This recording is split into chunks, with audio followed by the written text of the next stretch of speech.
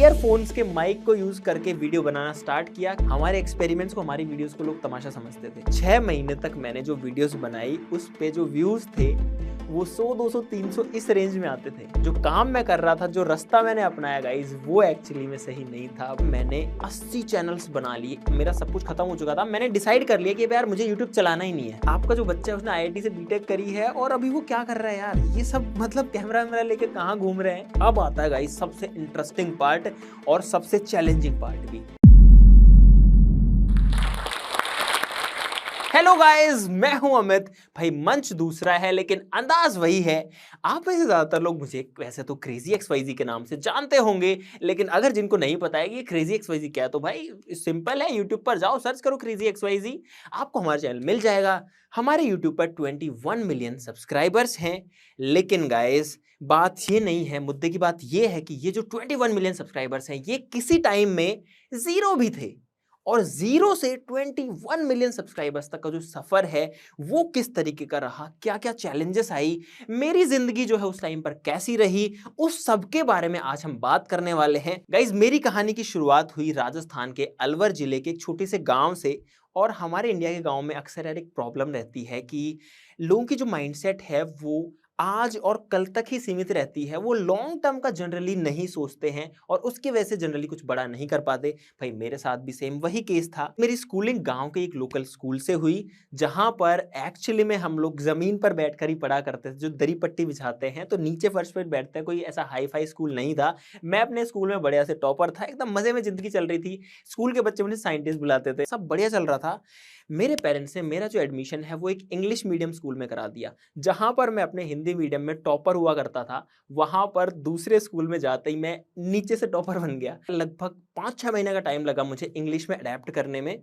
लेकिन जब मैंने अपनी 10th क्लास पास करी 2 साल इंग्लिश मीडियम में रहने के बाद में, तो मैंने ठीक ठाक बढ़िया 9.8 CGPA अपने क्लास में बना ली थी, जो कि मेरे लिए तो बहुत बड़ी बात थी। पहला चैलेंज यहाँ खत्म हुआ। लेकिन जैसे ये हुआ उसके बाद में दूसरा चैलेंज कि अब आगे क्या करना है।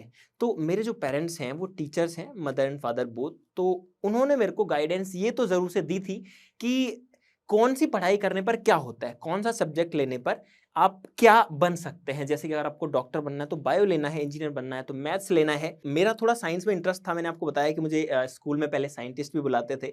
तो इसीलिए मैंने डिसाइड किया कि मुझे इंजीनियरिंग करनी है। इंजीनियरिंग के लिए IIT सबसे बेस्ट ऑप्शन है, लेकिन वहां पर जाने के लिए बहुत मेहनत करनी पड़ती है, कोचिंग वगैरह करनी पड़ती है। मैंने बोला अपने पेरेंट्स को कि मुझे IIT में जाना है, तो उन्होंने मेरा एडमिशन कोटा में करवा दिया, जहां पर मैं एक कोचिंग इंस्टीट्यूट से पढ़ा।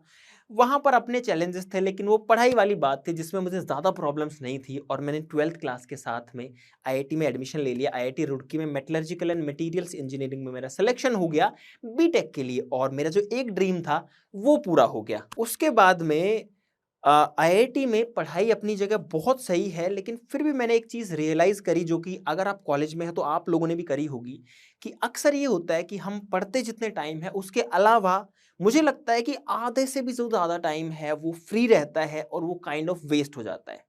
होता है ना आपके साथ में भी ऐसा? अगर आप कॉलेज में पढ़ते हैं या पहले पढ़े हैं तो आप सभी को पता है कि ऐसा होता है।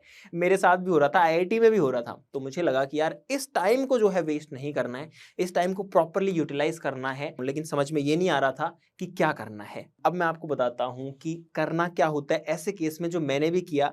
छोटी छोटी चीज़ें होती हैं जिनको हम थोड़ा लाइटली ले लेते हैं, उनको उतना सीरियसली नहीं लेते। जैसे मेरे कॉलेज में सब लोगों को फ्री इंटरनेट था, अनलिमिटेड और काफ़ी फास्ट स्पीड का, और उसको लोग यूटिलाइज कर रहे थे मूवीज़ देखने के लिए, कॉमेडी शोज़ देखने के लिए। लेकिन मैंने सोचा कि यार अगर इस नेट को कहीं सही जगह यूज़ किया जाए तो ये बहुत ही बढ़िया से हो सकता है, क्योंकि बाकी लोगों के पास नहीं है, IIT से बाहर ये चीज़ अवेलेबल ही नहीं है। तो मैंने ऐसे सोशल मीडिया प्लेटफॉर्म्स देखे, बहुत सारे थे, उसमें यूट्यूब मुझे सही लगा कि यार ये सही है। यहाँ पर आपको कुछ भी नहीं चाहिए, आप सिंपली कैमरा के सामने आओ, अपने दिल की बात बताओ, आपको जो करना है करो। आपसे कोई जो है बहुत हाई एंड की वीडियोस भी नहीं मांग रहा है, तो एकदम बढ़िया से इस चीज़ पे काम किया जा सकता है। तो गाइज मैंने सोचा कि चलो यूट्यूब स्टार्ट करते हैं। मैंने मेरे पापा को कहा कि पापा मुझे कैमरा दिला दो, मुझे यूट्यूब पर वीडियोस बनानी है। पूछा कितने का आता है? मैं बोला कि लगभग 30-35 हज़ार का आता है। बोले ना ना ना भाई, इतना इन्वेस्टमेंट तो बिल्कुल नहीं करेंगे, क्या मतलब है यार इतना ज़्यादा खर्च करने का, इतने में तो बहुत सारी बुक्स आ जाएंगी, कुछ कुछ आ जाएंगी, कुछ नहीं होगा इन सब से। आपको पता है टिपिकल इंडियन पेरेंट्स जो होते हैं, एक मिडिल क्लास फैमिली में आप भले कहीं पर भी हो, जब तक आप कमाने नहीं लग जाओ, आपके जेब में जो पॉकेट मनी आती है, जो खुद के खर्चे के लिए पैसा आता है, वो आता है 4-5 हज़ार रुपये, ठीक है, इससे ज़्यादा नहीं आता है। और 4-5 हज़ार रुपये में कैमरा लेना इम्पॉसिबल था, क्योंकि खुद का भी जो है खुद का खर्च भी निकालना है। तो एक चीज़ मेरे दिमाग में और थी कि यार मुझे कुछ भी करके अपने 18 साल की उम्र होने से पहले कुछ अर्निंग्स करनी है और अर्निंग स्टार्ट करनी है बेसिकली, जिससे कि मेरे पास में कुछ पैसा आए और मैं कुछ कर सकूं। तो इसीलिए कैमरा आया नहीं, तो मैंने क्या किया कि अपने ईयरफोन्स के माइक को यूज करके वीडियो बनाना स्टार्ट किया। कैमरा नहीं था तो वीडियो में मैं भी नहीं था। मैंने अपना चैनल स्टार्ट किया जिसका नाम था टॉप एंड मोस्ट, और वहां पर मेरा टारगेट था कि जो भी टॉप टॉप की चीजें हैं, टॉप 5 टॉप 10 उस तरीके की। वहां पर मैंने जो पहली वीडियो डाली, वीडियो बड़ी इंटरेस्टिंग थी, टॉपिक बहुत इंटरेस्टिंग था, इंडियाज टॉप 10 रिचेस्ट बैगर्स, यानी कि भारत के 10 सबसे अमीर भिखारी। सोचने में बहुत ही मस्त है ना। इस तरीके मैंने काफ़ी टॉपिक्स पर वीडियोस बनाई, जैसे कि India's top 10 best colleges, top 10 tourist places, top 10 haunted places, इस तरीके के वीडियोस बनाए। जैसे कैसे करके मैंने यूट्यूब में अपना कदम रखा, एडिटिंग सीखा, इसी बहाने बढ़िया से सीख गया। अब थोड़े टाइम मैंने वीडियोस डाली, व्यूज़ आए नहीं उतने अच्छे से, कोई वीडियो के ऊपर 100 व्यूज़ आए, किसी पर 150 आए, बस इतने ही आते थे उस टाइम पे। तो मैंने सोचा थोड़ा शॉर्टकट अपनाने की सोची। मैंने कुछ लोगों की जो कॉपीराइटेड वीडियोस थी वो उठा करके और उसमें से चीज़ें काट काट करके अपने चैनल पर अपलोड कर दी, जिन पर एकदम से व्यूज़ काफ़ी ज़्यादा आ गए। और मैं खुश हो गया यार कि यार ये सब बढ़िया है। कुछ अर्निंग मेरी वीडियोस ने करी और कुछ अर्निंग जो है वो कॉपीराइटेड वीडियोस ने भी करी। और मैंने अपनी जो पहली अर्निंग थी, जो कि लगभग 1,20,000 रुपये थी, वो कमा ली, जो कि बहुत ज़्यादा थी मेरे लिए उस टाइम पे, जो कि मेरे बैंक अकाउंट में आ गई। और मुझे लगा कि यार ये तो बढ़िया शुरुआत यहाँ पर हो गई है। उसके बाद में यूट्यूब का जो एल्गोरिथम था उसको मैं अच्छे से समझ चुका था, और मैंने सोचा यार इसमें बहुत सारी चीज़ें ऐसी हैं जिनको अगर मैं यूज़ करूँ तो इससे पैसा ज़रूर से कमा सकता हूँ, क्योंकि पैसा भी एक फैक्टर दिमाग में रहता ही है।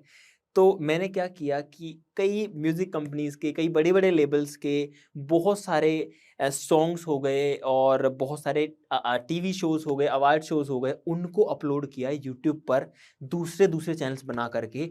और मुझे पता था कि यहाँ पर जो यूट्यूब का रिस्पॉन्स है वो बहुत ही अच्छा आएगा, क्योंकि एल्गोरिथम जो है उसको मैं थोड़ा-सा समझ चुका था यूट्यूब के को, जो कि कहीं न कहीं प्लस वाली बात भी थी, प्लस पॉइंट था। बट जो काम मैं कर रहा था, जो रास्ता मैंने अपनाया गाइस, वो एक्चुअली में सही नहीं था, वो शॉर्टकट ही था। मैं दिन रात सुबह शाम अपना खाना पीना छोड़ के, अपने कॉलेज के ट्रिप छोड़ के उसी चीज में लग गया पूरा एकदम। और मैंने 80 चैनल्स बना लिए, 80 चैनल्स पे मैं कुछ कुछ अपलोड किया करता था। ये सब क्रेजी एक्सवाइजी और इस सबसे पहले की बात है, जो कि ज्यादातर लोगों को नहीं पता है। तो उस टाइम पर सारे चैनल जो है चलने लग गए, थोड़ी थोड़ी रेवेन्यू जो है आने लग गई। और एक्चुअली में मैंने लगभग 4 से 5 लाख रुपए कमा लिए, जो कि मेरे यूट्यूब से एडसेंस में तो चले गए, लेकिन एडसेंस से मेरे अकाउंट में नहीं आए थे। और एक दिन ऐसा हुआ जब मैंने देखा, मेरे पास एक यूट्यूब से मेल आया कि आपका जो यूट्यूब चैनल है वो टर्मिनेट हो गया है कॉपीराइट की वजह से। मैंने खोल के देखा, मुझे लगा यार ये तो बहुत बड़ी गड़बड़ हो गई है। मैंने सोचा चलो कुछ पैसे कमा लिए, उससे कुछ कर लेंगे। उसके कुछ दिन बाद जब एडसेंस से पेमेंट आनी थी, तो मेरे पास दूसरा मेल आया कि आपका एडसेंस भी टर्मिनेट हो चुका है। और जो पैसा मैंने कमाया था वो सारा का सारा चला गया, और मैं एकदम होपलेस हो गया कि भाई ये चीज़ मेरे बस की नहीं है, मुझे इस चीज़ को शुरू ही नहीं करना चाहिए था, मैंने अपना टाइम यहाँ पर वेस्ट कर दिया, एक गलत डिसीजन मैंने लिया। ये मेरे साथ ही था ये। तो एक्चुअली में यहाँ पर हुआ ये था कि डिसीजन मेरा गलत ये था कि मैंने शॉर्टकट चुना, क्योंकि गलती यूट्यूब की नहीं थी। अगर हम किसी का कॉपीराइटेड कंटेंट यूज करेंगे तो भाई उस पर स्ट्राइक आ सकती है, और सारे के सारे कंटेंट को यूट्यूब ने उड़ा दिया। जो मेरी खुद की मेहनत थी, जहां पर मैं टॉप 10 की वीडियोस बनाता था, वो भी गया, यानी जो खुद की मेहनत की चीज़ थी वो भी गई। और आपको भी यही कहना चाहता हूँ कि भाई अगर आपको लगता है कि ये चीज़ शॉर्टकट है, ये चीज़ मुझे बहुत आसानी से मेरे टारगेट पे लेके जा रही है, लेकिन ये चीज़ आपको फील होता है कि उतनी सही नहीं है, तो मैं आपको दावे से कह सकता हूँ कि आप अगर उस पे जाएँगे तो बहुत ज़्यादा चांसेस है कि आप फेल हो जाएँगे। आप उस चीज़ को छोड़ दीजिए।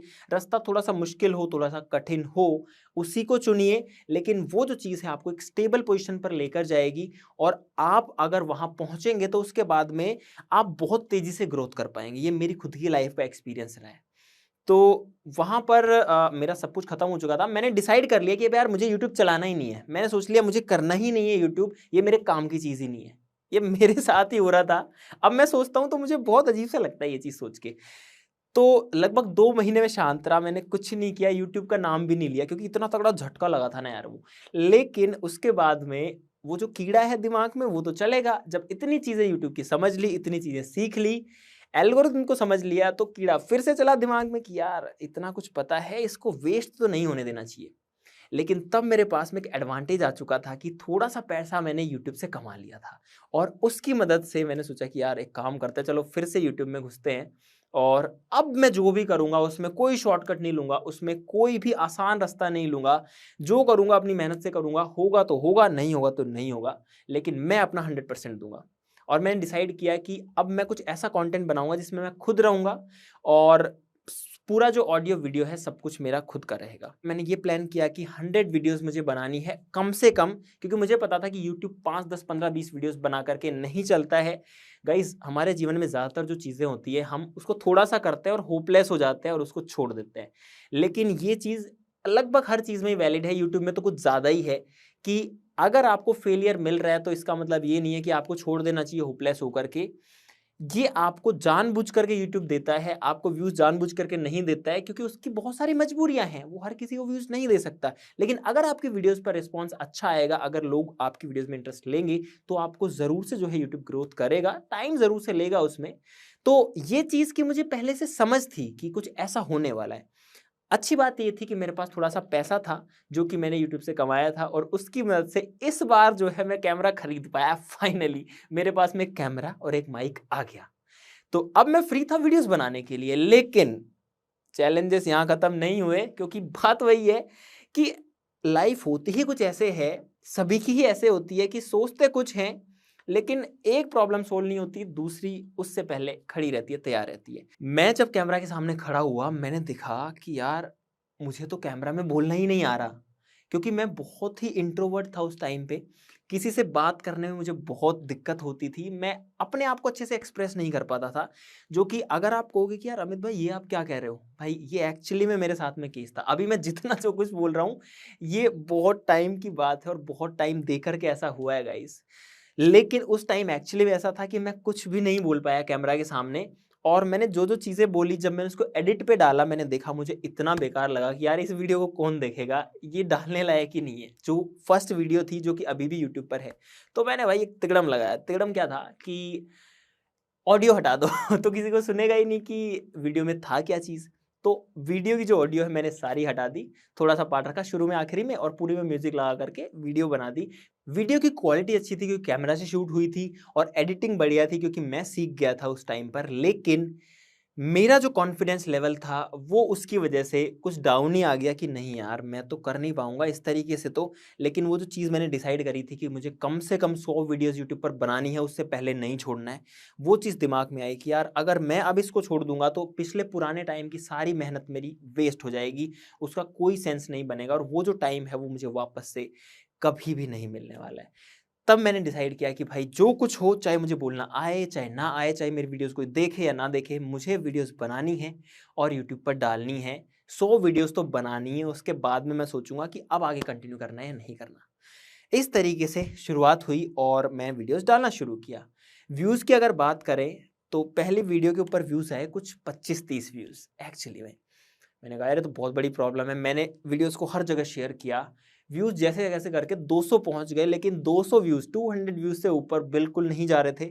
मैंने और वीडियोज़ बनाई, हर वीडियो का यही हाल कि 200 250 व्यूज़ से ऊपर बिल्कुल नहीं जाना। कोई-कोई वीडियो तो 100 भी टच नहीं कर रही थी। ऐसा गाइस 6 महीने तक चला। 6 महीने तक मैंने जो वीडियोज़ बनाई, उस पे जो व्यूज़ थे, वो 100, 200, 300 इस रेंज में आते थे और मुझे वो टाइम अच्छे से याद है। अर्निंग की बात करें, डॉलर्स में तो आप छोड़ दो, वैसे डॉलर्स में दिखाता है, बट रुपीस में भी बात करूँ तो कभी ₹1, कभी ₹2, कभी ₹3 बस। मतलब वो पॉइंट्स में पता है यूट्यूब एग्ज़ैक्ट बताता है। एक फ़नी बात ये है 1.25 रुपीज़ तो इस तरीके से मेरी अर्निंग जो है वो शो होती थी और वो काइंड ऑफ डीमोटिवेटिंग था देख कर के। लेकिन मैंने एक चीज़ डिसाइड कर ली थी कि यार मुझे अपने एक फ़िक्स टारगेट तक तो चीज़ को नहीं छोड़ना है। तो वहाँ पर मैंने कंटिन्यू रखा और अच्छी बात ये हुई कि लगभग 6 महीने इस तरीके से स्ट्रगल करने के बाद में, बहुत ज़्यादा स्ट्रगल करने के बाद में, मैंने अपने कॉलेज के सारे ट्रिप्स छोड़ दिए। मैं अपने दोस्तों के साथ में ज़्यादा टाइम स्पेंड नहीं करता था। मैं कॉमेडी शोज़ नहीं देखता था। मैं कोई 6-7 महीने में अगर एक मूवी देख लूँ तो वो भी बहुत बड़ी बात थी, जबकि लोग डेली मूवी देखा करते थे। सब कुछ मैंने छोड़ दिया अपनी लाइफ़ का इसके चक्कर में कि मुझे वीडियोज़ बनानी है, इस चीज़ को एक बार ट्राई करके देखना है। लेकिन इसके बाद में 6 महीने के बाद में यूट्यूब ने थोड़ा-सा कुछ वीडियोज़ को रिस्पॉन्स देना शुरू किया, लोगों को कुछ चीज़ें पसंद आने लगी और तब जाकर के जो चैनल है वो चलने लगा। लेकिन वहाँ पर भी एक दूसरा मेरे पास में प्रॉब्लम आ गया कि मेरे चैनल पर वही वीडियोज़ चल रही थी जो कि स्पोर्ट्स से रिलेटेड थी। अब मुझे ये पता था कि अगर आप एल्गोरिथम्स के साथ में, यूट्यूब के जो एल्गो है उसके साथ में एडैप्ट कर लेंगे, जो सिस्टम है यूट्यूब का, तो आप ज़्यादा आगे जा सकते हैं। तो मैंने वही किया और जो स्पोर्ट्स के कंटेंट थे उसकी क्वांटिटीज़ बढ़ा दी। थोड़े और टाइम के बाद में मैंने सारी वीडियोज़ ही स्पोर्ट्स की डालना शुरू कर दी। जिस चैनल का नाम प्रयोगशाला के नाम से स्टार्ट हुआ था, जहाँ पर मैं साइंस एक्सपेरिमेंट्स किया करता था, साइंस की चीज़ों के बारे में बताया करता था, डेमो दिखाया करता था, वो सारा का सारा बदल करके हो गया स्पोर्ट्स के बारे में। चैनल का नाम प्रयोगशाला से स्पोर्ट्सशाला हो गया। यहाँ तक का सफ़र रहा और मैं स्पोर्ट्स की वीडियोज़ बनाने लग गया। इसके बाद में वो जो कीड़ा था, अब एक्सपेरिमेंट्स वाला, साइंस वाला, वो फिर से आया और मैंने सोचा कि ये तो ठीक है, स्पोर्ट्स वाला चैनल ठीक-ठाक चल रहा है। मैं महीने के 10-20 हज़ार रुपए कमा भी रहा हूँ। मैंने सोचा कि अब एक दूसरा चैनल स्टार्ट कर लेते हैं, जहाँ पर अपन एक्सपेरिमेंट्स और साइंस वाली चीज़ें दिखा सकें। तब जाकर के शुरू हुआ क्रेजी एक्सवाईजी, जिसका उस टाइम पे नाम था ब्लेड एक्सवाईजी। ब्लेड एक्सवाईजी का मतलब ये था कि किसी भी चीज़ को काट करके दिखाना है। मैंने पहली वीडियो बनाई वहाँ पर जिसमें मैंने क्रिकेट बॉल को काट करके दिखाया था कि इसके अंदर क्या होता है, और ऐसी वीडियोस बनाता था। हमने भाई मतलब पता नहीं क्या-क्या काट दिया। हमने बिजली का मीटर काट दिया, हमने कीबोर्ड काट दिया, इस तरीके की वीडियोस थी स्टार्टिंग की। लेकिन थोड़े टाइम के बाद मुझे रियलाइज़ हो गया कि यार अगर इतना पर्टिकुलर रहेंगे तो काम नहीं चलेगा। अगर थोड़ा-सा वाइड वैरायटी ऑफ कंटेंट मैं बना सकूँ तो बढ़िया रहेगा। तो वहाँ पर हमने फिर से जो साइंस एक्सपेरिमेंट जो कि हम छोड़ चुके थे उनको लाना स्टार्ट किया, क्योंकि साइंस के बारे में मुझे जो नॉलेज थी वो बहुत अच्छे से हो गई थी। फिर साथ में आईआईटी से मैंने इंजीनियरिंग भी कर ली थी, तो उसने बहुत हेल्प किया इन सब चीज़ों को समझने में कि किस तरीके से जो साइंस वाली चीज़ें वो काम करती हैं। मैं चीज़ों को विद लॉजिक समझाता था और कहीं न कहीं मेरे जो स्पीकिंग स्किल्स थे, जो मेरा जो रिप्रेजेंटेशन था, वो भी बेटर हुआ टाइम के साथ में और लोगों को वो चीज़ बहुत अच्छी लगी कि मैं सिंपल तरीके से किस तरीके से चीज़ों को दिखा रहा हूँ और समझा पा रहा हूँ। और तब जाकर एक कॉन्फिडेंस भी आने लगा और क्रेज़ी एक्सवाईजी जो है, वो चैनल थोड़ा-सा चल गया। थोड़ा-सा का मतलब है कि 1 लाख सब्सक्राइबर्स हो गए 40 दिन के अंदर, जो कि बहुत बड़ी बात थी उस टाइम पर। आप सब लोगों का जो प्यार है वो मिलने लगा, बहुत अच्छा लगने लगा, खुद पे काम किया, सब चीज़ें करी, 2 मिलियन तक पहुँच गए।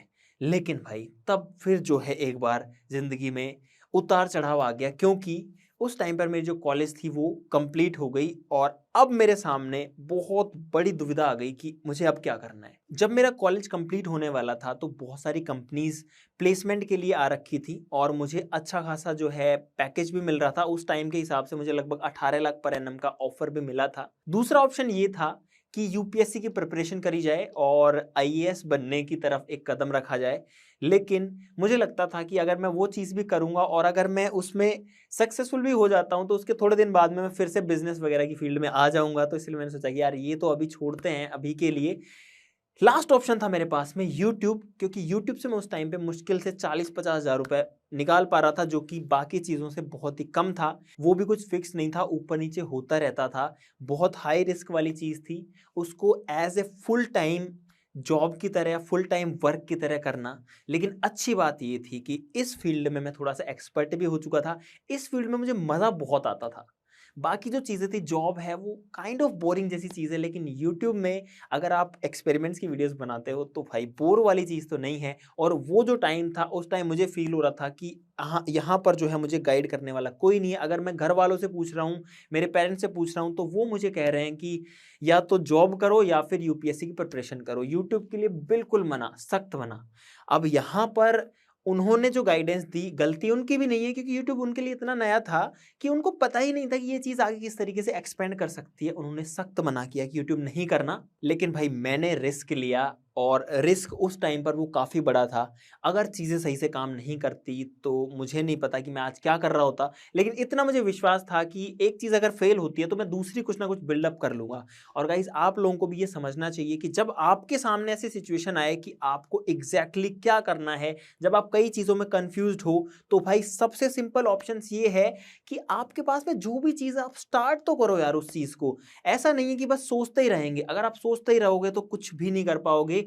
जो अपॉर्चुनिटीज़ आपके पास में है, उसको यूटिलाइज़ करो, भले वो छोटी है, वो बड़ी है। हो सकता है कोई छोटी-सी चीज़ जो है वो आपके जीवन में आकर के बहुत बड़ी बन जाए टाइम के साथ में, तो वो सिर्फ़ जो है टाइम देने वाली बात होती है। यूट्यूब मेरा खुद का डिसीज़न है, हाई रिस्क फैक्टर था, मैंने लिया, यूट्यूब प्रॉपर्ली स्टार्ट किया, कॉलेज छोड़ के घर आ गया और जैसे ही घर आया, घर आकर के वीडियोज़ बनाना स्टार्ट करी, फिर से वही प्रॉब्लम्स। अब लोग और सोसाइटी बोलने लग गई मेरे पेरेंट्स को कि आपका जो बच्चा है उसने आईआईटी से बीटेक करी है और अभी वो क्या कर रहा है यार? ये सब मतलब कैमरा-वैमरा लेके कहाँ घूम रहे हैं? ये एक्चुअली में लोग कहते थे। कुछ लोग तो यहाँ तक भी कहते थे गाइस, मैं आपको बताऊँ कि ये देखो अभी ये कुछ खेल दिखाने वाले लोग आ गए हैं, अभी ये यहाँ पर कुछ तमाशा सा करेंगे। तो ये वाली बातें भी चलती थी। हमारे एक्सपेरिमेंट्स को, हमारी वीडियोज़ को लोग तमाशा समझते थे, क्योंकि उस टाइम हमें ज़्यादा लोग जानते नहीं थे या उतना बड़ा नेटवर्क नहीं था। तो ऐसा भी हमने सुना है लाइफ में, जो कि अगर उसको उस पे ज़्यादा दिमाग लगा दिया तो आदमी डिमोटिवेट हो जाएगा, लेकिन वैसा नहीं किया मैंने कम से कम। और मैंने अपने घरवालों को समझाया, मैंने अपने पेरेंट्स को समझाया कि मुझे थोड़ा-सा टाइम देने दीजिए इस चीज़ पे, अगर नहीं काम करेगी तो मैं और चीज़ें कर लूँगा, लेकिन अभी मैं इसको छोड़ना नहीं चाहता। इसी वजह से मैंने अगर इतना रिस्क लिया है तो यहाँ पर मैं 100% अपना दूँगा। तब मैंने अपनी टीम बिल्ड करी और एक बहुत अच्छी टीम जो है ना गाइज़, वो बहुत ज़रूरी होती है। आप कुछ भी करना चाहें, अगर आपकी टीम अच्छी नहीं है, तो आप कितनी भी बड़ी चीज़ सोच लो, वो चीज़ बीच में कुछ ना कुछ प्रॉब्लम की वजह से गिर जाएगी। और फॉर्च्यूनेटली मुझे बहुत अच्छी टीम जो है वो मिली। मैंने सब लोगों को ट्रेन किया बेसिक से, कैमरास चलाना, एडिटिंग, क्योंकि ये सब चीज़ें मैं पहले जान चुका था और इसी वजह से एक स्ट्रॉन्ग टीम मेरे पास में आ गई और हम लोग वीडियोस पे अब काम कर सकते थे। हमने काम करना शुरू किया, यूट्यूब में ग्रोथ नॉर्मल चलती रही, ऐसा कुछ खास नहीं हुआ, बस यूट्यूब चलता रहा, अपना खर्चा निकलता रहा, बस इससे ज़्यादा कुछ नहीं हो रहा था। लेकिन अब आता है गाइस सबसे इंटरेस्टिंग पार्ट और सबसे चैलेंजिंग पार्ट भी, कोविड आ गया। अब जब कोविड आया भाई, तो सबसे बड़ी दिक्कत ये थी कि ना बाहर जा सकते हैं, हमारी वीडियोस तो वैसे ही आउटडोर होती हैं, ना बाहर से सामान ला सकते हैं, कुछ नहीं कर सकते। और यहाँ पर एक तो वैसे ही व्यूज़ उतने अच्छे से नहीं आ रहे हैं, अगर वीडियोस बनाना छोड़ दिया तो प्रॉब्लम हो जाएगी। लेकिन गाइज एक बात आपको बताता हूँ, अगर कोई प्रॉब्लम आती है, अगर आप ध्यान से उसको ऑब्जर्व करेंगे तो उसके अंदर कोई ना कोई अपॉर्चुनिटी भी ज़रूर से छिपी होती है। काफ़ी टाइम सोचने के बाद में जब 5-7 दिन हो गए, बेचैनी हो गई शरीर में कि यार इतने दिन हो गए वीडियोस नहीं बना रहे, तब दिमाग में आया कि अभी एक बहुत अच्छा मौका भी है। लोग अपने घरों में बंद हैं, लोग बाहर नहीं जा पा रहे हैं और जो लोग वीडियोस बनाते हैं, जो कंटेंट क्रिएटर्स हैं, वो भी वीडियोस नहीं बना पा रहे हैं। यानी कि यूट्यूब पर देखने वाले ज़्यादा हैं, वीडियोस बनाने वाले लोग कम हैं। जो सप्लाई है वो कम है, डिमांड ज़्यादा है। बेसिकली बिजनेस का सिंपल फंडा है और वहाँ पर हमने सोचा कि अब हम एक काम करेंगे, अगले 7 दिन के लिए डेली वीडियो बनाएंगे। नेक्स्ट 7 डेज़ के लिए डिसाइड किया था। वीडियोस बनाई भाई, पहले दिन बनाई, दूसरे बनाई, 7 दिन तक हमने रोजाना वीडियो बना दी। 7 दिन का मैक्स टारगेट था, उससे पहले हम लोग हफ्ते में 1-2 वीडियोस ही बनाते थे, तो बहुत बड़ा टारगेट था। लेकिन फिर रुकने का मन नहीं किया, 8वें दिन भी नहीं रुके, 9वें दिन भी नहीं रुके। 1 महीना हो गया, 2 महीना हो गया, 6 महीना हो गया, गाइस 1.5 साल निकल गया। 1.5 साल हमने बिना एक भी दिन रुके, बिना एक भी दिन हमने वीडियो का शेड्यूल छोड़े डेली वीडियो अपलोड किया। एक दिन भी हमने मिस नहीं किया किसी भी तरीके से, जो कि मुझे लगता है कि पूरा गेम चेंजर था और बहुत बड़े टाइम के स्पैन में था। 1.5 साल, भले ही मैं बीमार हूँ, भले ही टीम में किसी को कुछ प्रॉब्लम है, ना मैंने छुट्टी करी, ना टीम ने एक दिन की भी छुट्टी करी। Daily shoot, daily edit, daily काम। वहां पर उस चीज ने बहुत बड़ा बूस्ट दिया। लगभग 3 मिलियन से 13 मिलियन हो गए चैनल के ऊपर सब्सक्राइबर्स। आप लोगों का इतना प्यार मिला, इतना सपोर्ट मिला कि भाई उसके बाद में आज आपके सामने 20 मिलियन पर पहुंच चुके हैं। और आप सब लोगों का थैंक यू भी कहना चाहूँगा कि आप सब लोगों ने इतना साथ दिया शुरुआत से। आप लोगों ने मोटिवेट भी किया, आइडियाज भी दिए कि अमित भाई ये वीडियो बनाओ यार, ये चीज़ हमको देखनी है, तो उससे भी बहुत ज़्यादा हेल्प मिली। लेकिन हेल्प को ढूंढने वाला होना चाहिए, चीज़ को समझना हमको आना चाहिए कि अगर मुझे समझ नहीं आ रहा कि वीडियो कहाँ से बनाऊँ, भाई कमेंट्स पढ़ लो, कमेंट्स में बहुत सारे आइडियाज़ होते हैं, तो वहाँ से बहुत सारी चीज़ें मिली। इसीलिए सभी लोगों का तहे दिल से थैंक यू सो मच। और भाई लास्ट में आपको यही कहना चाहूँगा, आपने जो है पूरी स्टोरी सुनी, आपकी स्टोरी भी मुझे लगता है कहीं ना कहीं किसी ना किसी पार्ट पे तो मैच कर ही रही होगी, क्योंकि मेरी जो ज़िंदगी थी वो एक आम जिंदगी से शुरू हुई और उसी की वजह से मुझे लगता है कि सबके साथ में रिलेट हो पा रही होगी। मुझे नहीं लगता कि कोई भी चीज़ आपको रोक सकती है अपनी मंजिल तक पहुंचने में, और ये मेरा मानना है कि आप जहां जाना चाहते हैं, आपको लगता है कि इतने टाइम में मैं पहुंच पाऊंगा, उससे जल्दी आप वहां पर पहुंचेंगे अगर आप दिल से मेहनत करेंगे। अगर आप खुद के लिए बहाने बनाते जाएंगे हर चीज़ में कि मेरे पास में इतनी सारी प्रॉब्लम्स हैं, मैं कैसे ही कुछ करूंगा यार, वो बंदा तो इतना वेल प्रिविलेज्ड है, उसके पास में बहुत सारी चीज़ें हैं, उसने ऐसे ऐसे किया होगा, अरे मेरे पास तो सारी दिक्कतें हैं। भाई सभी की ज़िंदगी में दिक्कतें होती हैं, किसी की ज़िंदगी ऐसी नहीं है कि बहुत आराम से होती है और सब कुछ ईजिली हो जाता है। तो आप लोग भी प्लीज़ जहां पर भी आपको लगे कि दिक्कत है, टेंशन है, भाई वो पार्ट ऑफ लाइफ है, वो होगा आपके पास में। अगर वो नहीं आ रहा तो आप ग्रोथ ही नहीं कर पाओगे, वो आएगा तभी आप कुछ नया सोचोगे, तभी आप काम करने के लिए अपने कंफर्ट जोन से बाहर निकलोगे और तभी आप कुछ बड़ा करने के बारे में सोचोगे और बड़ा कर पाओगे। गाइस इन्हीं वर्ड्स के साथ में थैंक यू कहना चाहता हूं जोश टॉक्स को, जिन्होंने मुझे मौका दिया यहाँ पर बोलने का।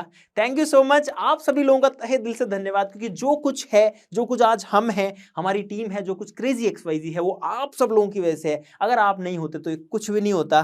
Thank you so much. इस वीडियो के बारे में अपनी राय नीचे कमेंट सेक्शन में हमें बताएं और अपने दोस्तों के साथ ये वीडियो शेयर करना ना भूलें।